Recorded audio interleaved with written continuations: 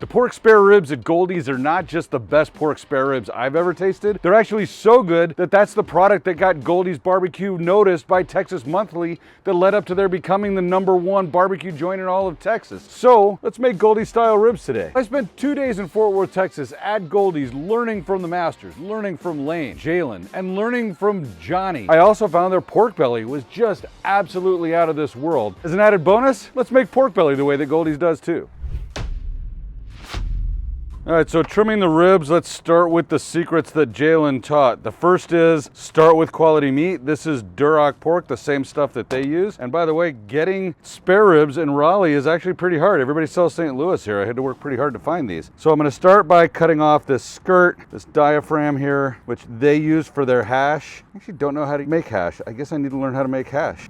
Or I'll just make some pork sausage with this, one of the two. The next thing that he did was remove the chine bone, which you can see is along here and attaches to the ribs. So I need to find the joint, get in where the joint is, and literally just pull this off. All right, which would go into stock. I've never actually made pork stock either. I guess lots of new things that I'm gonna learn from this Goldee's way of doing things, right? And then this comes around here. I've got a lot of extra meat here, and then I've also got these 2 small bones that Jalen told us they trim. So we'll trim that off, put that in our scrap pile, and then I'm just gonna round this out to get that classic spare rib shape. Now at Goldee's, they don't trim the membrane. Lots of theories about whether this actually enhances the flavor and experience or just doesn't have an impact, but we're gonna do it the same way that they do it. And this looks kind of like the Jalen rack of ribs, right?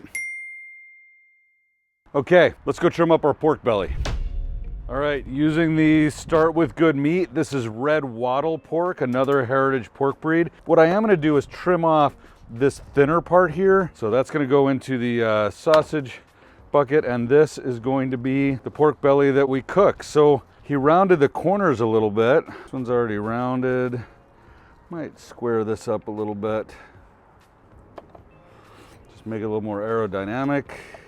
All right, time for seasoning. So for seasoning, the only binder they use is warm water, and then the seasoning they use on their ribs is the Goldee's Barbecue AP rub, which you can buy from their website. So I'm gonna get a good coat on here on the bottom, and then a really nice dusting on top. And with all Goldee's meats, we are not going to season the sides, and they actually say this makes it better. This is ready. Let's go season our pork belly. Warm water as the only binder, just like Goldee's does. And then the only seasoning they use is their seasoned salt. This salt, I think, is the secret to a lot of Goldee's flavor. It exists in the all-purpose rub, it exists in the brisket rub. So I'm gonna do the bottom first, and then a good coating for the top. And just like all the Goldee's meat, I'm not putting any seasoning on the sides. I don't know that we learned any secret for pork belly, but this is exactly how they make it. And if it really is just use their seasoned salt and cook it open on the smoker the whole way, boy, this is gonna be so easy to make delicious pork belly. All right, ready to cook it? I'll meet you at the grill. This is Boba Fett. He's my Yoder Smokers Durango 24 offset smoker. I don't have a Goldee's backyard smoker yet anyway, but this is gonna be about the same geometry for the main cook chamber. So we're gonna put these bones towards the fire and we're gonna let them cook for a while. All right, so we're gonna put the thicker side towards the fire here. Let the smoke roll over there with the ribs that we've already got on here. And we're not gonna look at this for a few hours. At least for me, it'll be a few hours. For you, it'll be like that. All right, we're 5 hours in. You guys wanna see? All right, we got some good color on the ribs and a nice bark. I mean, the seasonings are sticking. I don't really like the color that we're getting here, although it is gold for Goldee's, but it's not as dark as what they had. It's not ready yet. So I guess it's gonna need more. I wonder if I put on too much of the seasoning. I don't know, but let's see what's going on with the ribs here. So they're still stiff, right? So they're gonna need probably at least another hour before these are ready to come off and rest. This, I don't really know what to expect. So we'll just keep track of this as the cook goes on. While those ribs finish up, part of the secret that Jalen shared with us for the ribs is the rib glaze, which they put in the aluminum foil just for the rest. They don't glaze and put them back on the smoker. They just rest in the aluminum foil. The suggestion that Jalen had was using a barbecue sauce, cut it with water and apple cider vinegar. Might as well use Goldee's barbecue sauce as long as we're doing it. So I've got a 16-ounce container here, so I'm gonna start by measuring out 1 cup or 8 ounces of this barbecue sauce. And then I'm gonna cut it with 4 ounces of water and 4 ounces of apple cider vinegar. And then I'm going to use my highly sophisticated electronic powered nuclear mixing device to make the perfect glaze bottle. And this looks like it's about the same color as what Jalen was. Maybe I got the recipe right. All right, when those ribs are ready, this is going in the foil with them. Oh yeah, all right, these are ready, they're bending, they're ready to come off and get wrapped. And let's see what's going on over here. Actually, this is feeling really good. I don't know why we don't have that dark bark, and this is kind of flaking off here. I don't know if I did something wrong with the seasoning, but I think these are both ready to come off and rest. So this is gonna rest just sitting open. These we've got to wrap up. So let's get these off first and get them wrapped. Oh, that's pretty. Now let's give this a nice generous serving like Jalen did. All right, and then he turned them meat side down. Okay, all right, and here is our pork belly. See it jiggle.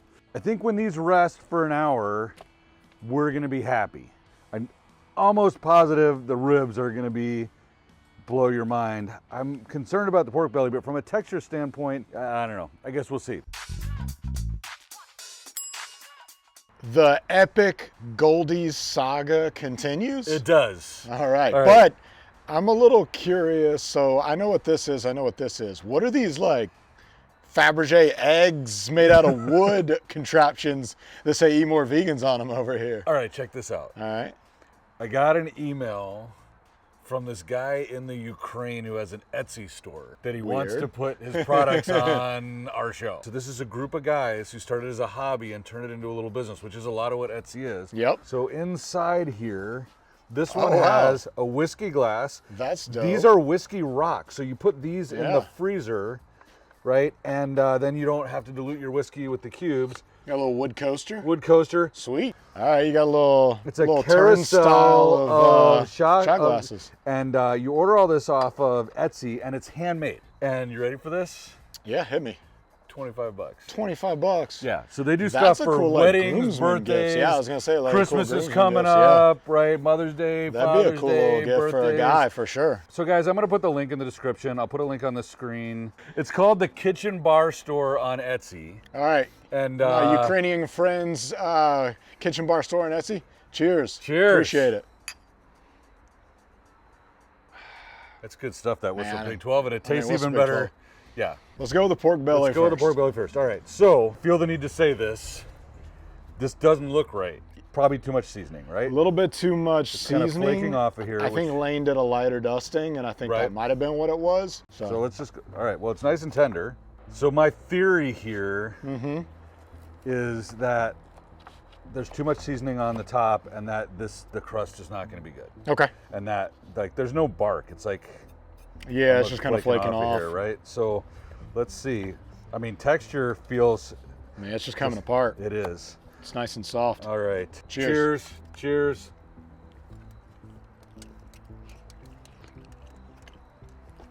It's too much seasoning, and I think it blocked it on the top. Because it's got actually a really good bark on the bottom. It's got a good, yeah. It might have even overcooked. It's a little on the too bottom. much because the top is so soft, it's hard to bite through it properly. Lane professed there's no secret, but I think there's a secret and he didn't share it. Maybe he didn't share it, or maybe he's just, hey, did you say that if Al couldn't do it, he just needs to be a better cook? I didn't say that. I'm not saying it was a fail because it was good, but I do think maybe a light dusting of the seasoning, and that might have been the trick. All right, I'm sorry I let you down, but I'm gonna try to make it up to you now. So these have been sitting in my interpretation of the super secret rib glaze. Jalen did say a good way to do it would be use Goldee's barbecue sauce and cut He it. did. Let's take a look at what it looks like. Okay. Ooh, that's looking good. Yeah, that looks pretty impressive. Good. All right. Ooh. Juicy. Yeah. These might be meatier than the ones we had at Goldee's. Yeah, this is a pretty meaty one for sure. Cheers. Cheers. Cheers. Ribs for the win. In the video, I showed them the bite. You can see, took the bite, still has the structure, not falling off the bone, bite. but still super tender, super moist. So listen, if you didn't see the video where I learned to make all this stuff, I'm gonna put it, show them where it's gonna be, Nick. It's right up here. And next week when the brisket video comes out, I'm gonna put it down there. So if you see it, click on it. If you don't see it, make sure you're subscribed and hit that notification bell so you know when it comes out. And we'll see you next time on Eat More Vegans.